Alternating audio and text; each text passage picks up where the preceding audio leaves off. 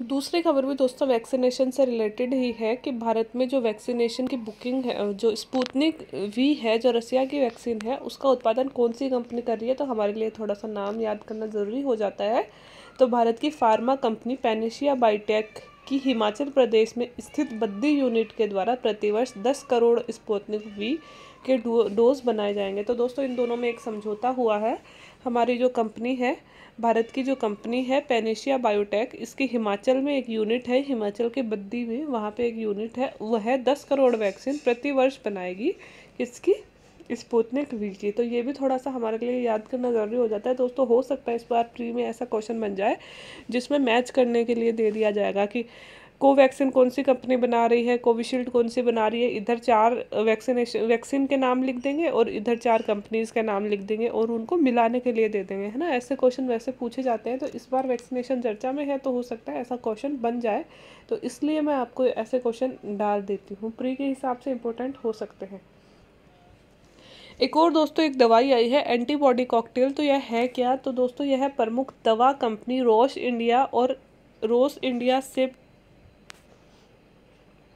Plan है मिलकर भारत में, सॉरी, रोस इंडिया और सिप्ला कंपनी है दोस्तों। क्या करती हूँ, मैं टाइप नहीं करती हूँ, मैं ज़्यादातर बोल के लिखती हूँ, तो उससे थोड़ा सा गलत हो जाता है क्योंकि मुझे इतना टाइम नहीं मिल पाता है। तो फिर भी मैं चेक तो कर लेती हूँ, फिर भी 1-2 वर्ड पूरी वीडियो में हो ही जाते हैं थोड़े से गलत। तो प्रमुख दवा कंपनी, देखो 2 दवा कंपनी है दोस्तों, एक तो है रोश इंडिया और दूसरी है सिप्ला, है ना।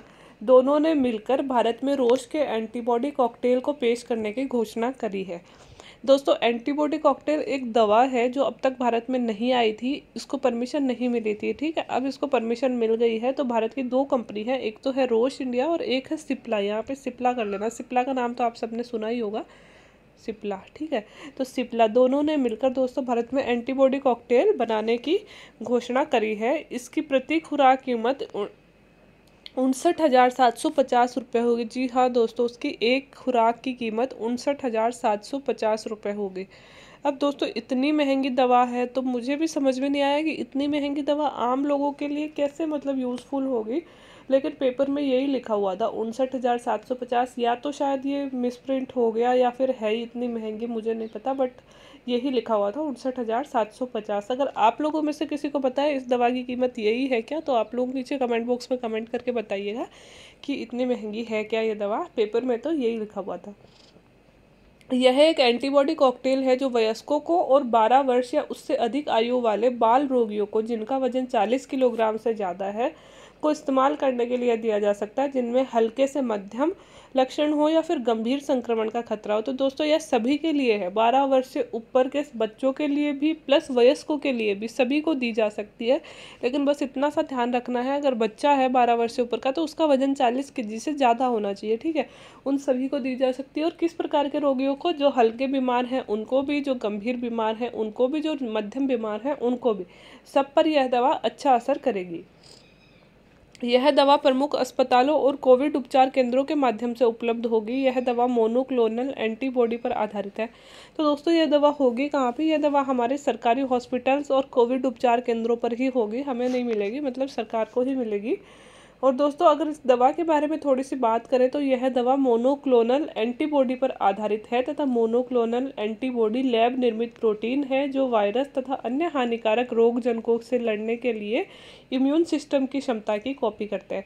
दोस्तों यह जो दवा है वह एक एंटीबॉडी का नाम है मोनोक्लोनल, उस पर आधारित है। और मोनोक्लोनल एक ऐसी एंटीबॉडी है जो लैब में निर्मित की जाती है, मतलब हमारे शरीर के अंदर नहीं बनती है, हमारे शरीर के बाहर हम लैब में बनाते हैं।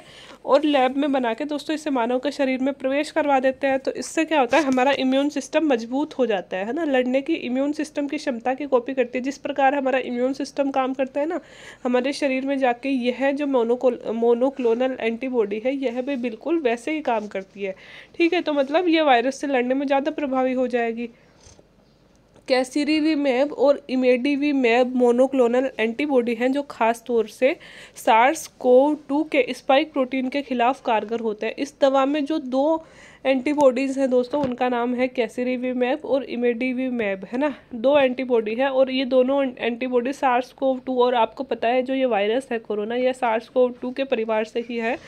तो SARS-CoV-2 के स्पाइक प्रोटीन के खिलाफ ये लोग लड़ते थे, तो यह अब कोरोना में भी कारगर साबित होने वाली है। यह वायरस को मानव कोशिकाओं में प्रवेश करने से रोकने के लिए तैयार किए गए हैं।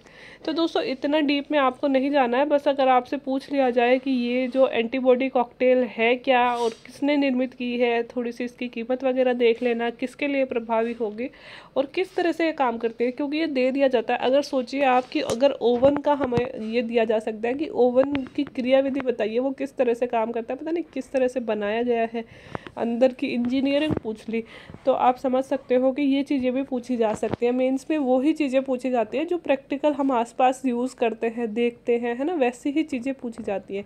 तो हो सकता है ये पूछ ली जाए, इसलिए मैंने डाल दिया साइंस टेक में मतलब साइंस में से कुछ ऐसा बन जाए, तो मैंने डाल दिया ये क्वेश्चन। दोस्तों हाल ही में एक वेब सीरीज है जिस पर मतलब रोक लगाई जाने की बातें चल रही है। तो दोस्तों इंटरव्यू में ऐसे क्वेश्चन पूछ लिए जाते हैं, अगर आपकी हॉबी मूवीज़ देखना है, वेब सीरीज़ देखना है, या फिर मतलब इंटरनेट सर्फिंग वगैरह कुछ है, तो ऐसे में आपसे ऐसे क्वेश्चन पूछे जा सकते हैं। और बहुत सारे लोगों की हॉबी इंटरव्यू में वेब सीरीज़ देखना या फिर शॉर्ट मूवीज़ देखना ऐसी, या डॉक्यूमेंट्री देखना, ऐसी हॉबी होती है। और हमारा मतलब इस बार भी है बहुत सारे लोगों की, और उनसे ऐसे क्वेश्चन आते हैं। तो अगर किसी की हॉबी है ऐसी और अगर इस पे अभी रोक लगाने की बात चल रही है, तो हमें उसके बारे में जानकारी होनी चाहिए। तो ये कौन सी मूवी है और क्यों रोक लगाया जा रहा है?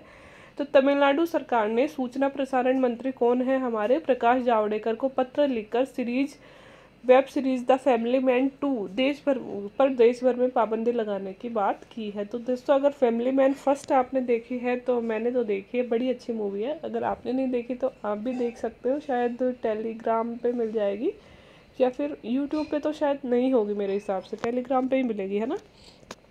तो फैमिली मैन फर्स्ट भी बहुत अच्छी है, तो फैमिली मैन 2 आ रही है दोस्तों। तो फैमिली मैन 2 पे दोस्तों प्रतिबंध लगाने की बातें चल रही है, और इसके लिए जो तमिलनाडु सरकार है, तमिलनाडु में प्रोटेस्ट हो रहा है इस मूवी के खिलाफ है, और उन्होंने एक लेटर लिखकर हमारे जो सूचना प्रसारण मंत्री है प्रकाश जावड़ेकर, उनसे इस मूवी पे रोक लगाने की बात कही है। अब क्यों कही है? क्योंकि ये जो वेब सीरीज है दोस्तों, श्रीलंका में तमिल उग्रवादी समूह है LTTE, है ना, जिससे हम लिट्टे भी बोल सकते हैं, बट आप LTTE ही सही रहता है, यही बोलेंगे, पर आधारित है, जिसके कारण तमिल समुदाय इसका विरोध कर रहा है। तो दोस्तों इसे उग्रवादी संगठन भी बोलते हैं, हमें पता है लिट्टे को, लेकिन कुछ जो तमिल लोग हैं वो, क्योंकि ये तमिलों में से ही बने हुए हैं, तो अपने आप को इन्हीं का अंश मानते हैं, मतलब इनके ही परिवार के सगे संबंधी हैं, तो इसलिए ये विरोध कर रहे हैं कि इसमें इनको उग्रवादी टाइप दिखाया गया होगा कुछ, या हमें नहीं पता क्या दिखाया गया है। विरोध करने वाले वैसे भी विरोध करने ही लग जाते हैं, तो इस वजह से मतलब लिट्टे से रिलेशन है इस मूवी का, और इस मूवी में इस उग्रवादी संगठन पे ही ये मूवी बनी हुई है, इसलिए इसका विरोध किया जा रहा है। ठीक है, तो आप थोड़ा सा इसके बारे में याद रख सकते हैं। एक दोस्तों हत्या के आरोपों के पश्चात पहलवान सुशील कुमार से कौन कौन से पदक छीन लिए जाएंगे? आपको पता है कि सुशील कुमार जी को गिरफ्तार कर लिया गया है।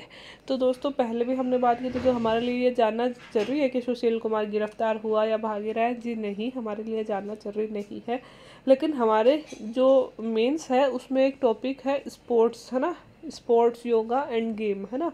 तो उसमें से दोस्तों मतलब उनका फिक्स है कि 2-2 नंबर वाले 2-3 क्वेश्चन और 5-5 नंबर वाले 2 क्वेश्चन, है ना। वो मतलब एक यूनिट है, तो इसमें से इतने क्वेश्चन तो पूछे ही जाते हैं। तो अगर स्पोर्ट्स में से कोई सुर्खियों में है, तो हमें उनके बारे में पता होना चाहिए, थोड़ी सी उनकी हिस्ट्री और थोड़े से उन्होंने क्या क्या पदक जीते थे और क्या नहीं जीता था, ये हमें पता होना चाहिए। तो सुशील कुमार पर अभी आपको पता है सागर राणा, एक उनके ही अखाड़े का पहलवान था सागर राणा करके, उनके मर्डर का आरोप है, लेकिन अभी आरोप ही है, दोष साबित नहीं हुआ है। जैसे हम बात करते हैं कि अदालत में ही दोष साबित होता है, पुलिस सिर्फ आरोप के आधार पर पकड़ती है। ठीक है, तो क्या अब इनके पदक छीन लिए जाएंगे? तो दोस्तों अंतर्राष्ट्रीय ओलंपिक समिति के ओलंपिक चार्टर के संविधान के अनुसार मैदान से बाहर किए गए बर्ताव के लिए खिलाड़ियों से पदक छीनने का कोई प्रावधान नहीं है, अतः सुशील कुमार के ओलंपिक में प्राप्त किए गए पदक सुरक्षित रहेंगे। दोस्तों ओलंपिक के तो चार्टर में, ओलंपिक जो संघ है हमारा, अंतर्राष्ट्रीय ओलंपिक संघ है उसके चार्टर में तो ये लिखा हुआ है कि भाई ओलंपिक जो मेडल होता है उसका मतलब होता है सिर्फ गेम में आपका प्रदर्शन अच्छा है तो उसके लिए दिया जाता है। अब ओलंपिक मेडल का कोई संबंध नहीं है कि आप बाहरी जीवन में क्या कर रहे हो। तो अगर आप बाहरी जीवन में चाहे मर्डर कर रहे हो चाहे कुछ भी कर रहे हो, है ना, अच्छा काम गलत काम, उससे ओलंपिक का कोई संबंध नहीं है। तो ओलंपिक्स में मेडल नहीं छीने जाते हैं सिर्फ गेम के आधार पर। हाँ, ये ज़रूर हो सकता है कि आप डोपिंग टेस्ट में फेल हो गए या फिर आपने गेम में ही फ्रॉड किया था और वो कुछ सामने आ गया तो आपके मेडल छीने जा सकते हैं। बट आपकी पर्सनल लाइफ में आपने क्या किया है जो खेल से संबंधित नहीं है तो उस आधार पर कोई भी मेडल नहीं छीना जाता है। तो ओलंपिक मेडल तो सुशील कुमार जी का सुरक्षित है। अब बात करें सुशील कुमार द्वारा भारत में प्राप्त किए गए पदकों की, तो यह पदक उन्होंने 2008 और 12 में जीते हैं। तब वह आरोपी नहीं थे और राष्ट्रीय पुरस्कार और सम्मान वापस लेने का फैसला अभी भी देश के राष्ट्रपति के हाथ में है। तो यह फैसला आप राष्ट्रपति ही करेंगे। दोस्तों अगर वैसे बात कर रहे हैं कि जैसे कि जब जब सुशील कुमार ने पदक जीता था 2008 और 12 में, तब तो उन्होंने कोई क्राइम नहीं किया था ना, तब थोड़ी कोई क्राइम किया था, तो उस हिसाब से तो पदक नहीं छीने जाने चाहिए। बाकी दोस्तों पदक हमारे यहाँ पे अगर कोई राष्ट्रीय स्तर का पुरस्कार है तो वो राष्ट्रपति ज़्यादातर देते हैं, तो ये राष्ट्रपति का ही निर्णय होगा कि वह पदक छीने जाएंगे या नहीं। लेकिन अभी तो सिर्फ आरोप है दोस्तों, अगर आरोप सिद्ध होता है उसके बाद में ये सारी बातें करी जाएंगी, अभी ऐसा कुछ नहीं किया जाएगा। लेकिन अगर ये बात सुर्खियों में है तो इंटरव्यू में दोस्तों ऐसे क्वेश्चन, जैसे कि आप में से बहुत सारे लोग पूछ भी रहे थे कि स्पोर्ट्स हॉबी रख ली जाए क्या, तो अगर आप स्पोर्ट्स हॉबी रखते हो तो ऐसे, अगर आपकी स्पोर्ट्स हॉबी है और आप इंटरव्यू में जा रहे हो तो ऐसी चीज़ें आपसे 100% पूछी जाएंगी, है ना, कि चाहे आपकी क्रिकेट हॉबी हो लेकिन खेलना अगर हॉबी है तो, क्योंकि सुशील कुमार सिंपल खिलाड़ी नहीं थे, ओलंपिक जीता था उन्होंने देश के लिए, तो बड़े खिलाड़ी थे, इसलिए हमारे लिए इम्पोर्टेंट हो जाती है कि उनके बारे में जानकारी रखना। और फिर इंटरव्यू में ऐसे पूछ भी लिए जाते हैं कि क्या वो पदक छीने जाएंगे नहीं छीने जाएंगे। फिर ऐसे भी क्वेश्चन आ सकता है कि आप क्या मानते हो, छीने जाने चाहिए या नहीं छीने जाएं। तो हमें भी अभी यही बोलना है कि सर अभी तक उनका दोष साबित नहीं हुआ है, अभी उन पे मर्डर के आरोप लगे हैं। अगर अदालती प्रक्रिया चलेगी और अगर अदालत में दोषी साबित वो हो जाते हैं तो निश्चित रूप से अगर राष्ट्रपति का जो भी फैसला होगा हमें उन्हें मानना होगा, क्योंकि यह तो सुनिश्चित है कि अगर देश मतलब राष्ट्रीय स्तर पर कोई इतना बड़ा सेलिब्रिटी है तो हम सब लोग उन्हें फॉलो करते हैं। वो ना सिर्फ अपनी फैमिली के लिए बल्कि पूरे देश के लिए एक आइडियल का काम करते हैं। तो सारे देश के लोग और खासकर युवा लोग उनसे एक अच्छे बिहेवियर की आशा रखते हैं, हम सब लोग। तो मतलब हम अपना पर्सनल व्यू भी दे सकते हैं कि सर मुझे लगता है राष्ट्रीय पदक छीन लिए जाने चाहिए, ताकि भविष्य में कोई भी जो युवा है जो लोगों के लिए आइडियल बना है, ऐसी कोई मतलब गलत छवि उनके सामने ना पेश हो। इस तरह से भी हम बोल सकते हैं, है ना। अब थोड़ा सा ये देख लेते हैं कि उन्हें कौन कौन से पदक मिले थे। तो दोस्तों 1983 में सुशील कुमार जी का जन्म हुआ था। कुश्ती की शुरुआत उन्होंने छत्रसाल स्टेडियम से की थी और ये घटना भी दोस्तों छत्रसाल स्टेडियम की ही है। उस समय उनकी उम्र 14 साल की थी जब उन्होंने कुश्ती की शुरुआत की। वह बचपन से ही अर्जुन पुरस्कार विजेता महाबली सतपाल से जुड़ गए थे। वो उनके गुरु थे दोस्तों, महाबली सतपाल, जिन्होंने अर्जुन पुरस्कार जीता था, जिन्होंने उनके कौशल को निखारने में महत्वपूर्ण भूमिका निभाई। तो अगर कोई गुरु पूछे आपका तो वो था महाबली सतपाल, सुशील कुमार जी का गुरु, है ना। फिर 2003 में सुशील ने एशियन कुश्ती चैंपियनशिप में कांस्य पदक हासिल किया। 2004 में एथेंस ओलंपिक में 14वें स्थान पर रहे। एशियन ओलंपिक्स में सबसे पहले दोस्तों उन्होंने कांस्य पदक जीता था। फिर एथेंस ओलंपिक में गए, फिर एथेंस ओलंपिक में दोस्तों 14वें स्थान पर रहे, पदक नहीं जीत पाए। फिर 2003, 5 और 7 में जो राष्ट्रमंडल कुश्ती चैंपियनशिप होती है उसमें पदक हासिल किया दोस्तों उन्होंने, और विश्व के सामने खुद को, अपनी ताकत को प्रदर्शित किया। तो जो कॉमनवेल्थ गेम्स होते हैं दोस्तों उसमें उन्होंने मेडल जीता था और गोल्ड मेडल जीता था, ठीक है।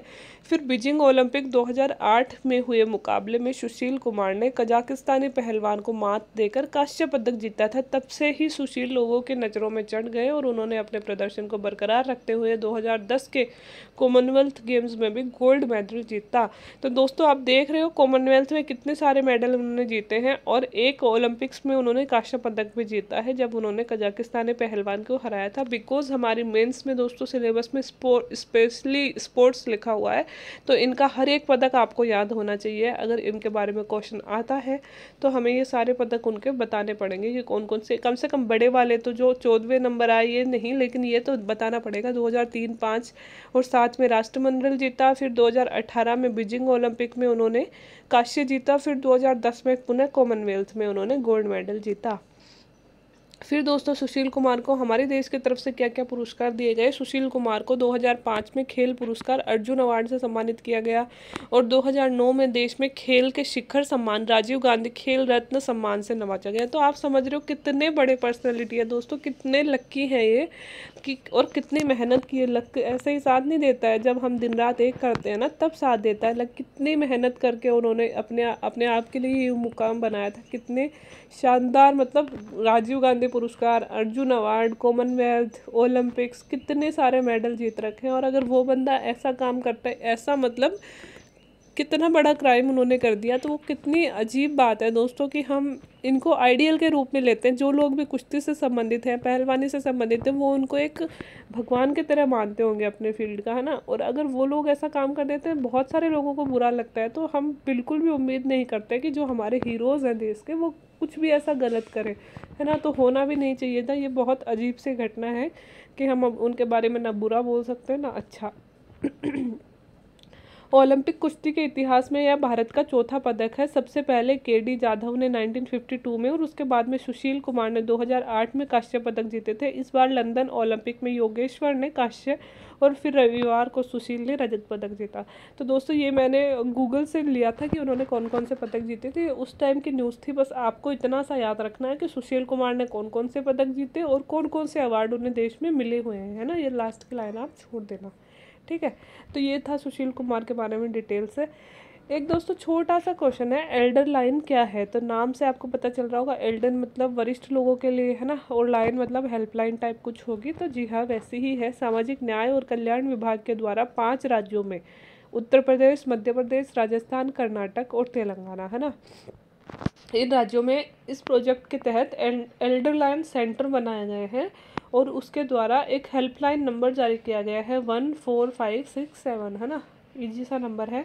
इन राज्यों के सभी बुजुर्ग लोग इस नंबर पर कॉल करके कोविड-19 संबंधी अपनी विभिन्न प्रकार की जानकारी, कोविड-19 से संबंधित कोई भी समस्या हो, कोई भी दिक्कत हो, तो हम मतलब हमारे जो बुजुर्ग लोग हैं वो इस नंबर पे कॉल करके ये सारी जानकारी प्राप्त कर सकते हैं। तो सीधी सी बात दोस्तों ये है कि एल्डर लाइन एक कोरोना से संबंधित समस्याओं के समाधान के लिए एक हेल्पलाइन नंबर जारी किया गया है, जिसके तहत 5 राज्यों को अभी 5 राज्यों में शुरू किया गया है और इसमें केंद्र बनाए गए हैं। और वो केंद्र क्या करेंगे, इस हेल्पलाइन नंबर की सुविधा लोगों को प्राप्त करवाएंगे। मतलब इस हेल्पलाइन नंबर पे कोई भी कॉल करेगा तो उनके साथ बातचीत करेंगे और उन्हें सॉल्यूशंस उपलब्ध करवाएंगे। तो ये थे दोस्तों आज के करंट अफेयर्स। उम्मीद है आपको अच्छे लगे होंगे। अगर अच्छे लगे हों तो हमेशा बने रहिए चैनल के साथ और चैनल को प्लीज़ प्लीज़ प्लीज़ लाइक करते रहिए, दोस्तों के साथ शेयर भी करिए, सब्सक्राइब भी करिए। बाकी वीडियो देखने के लिए थैंक यू सो मच।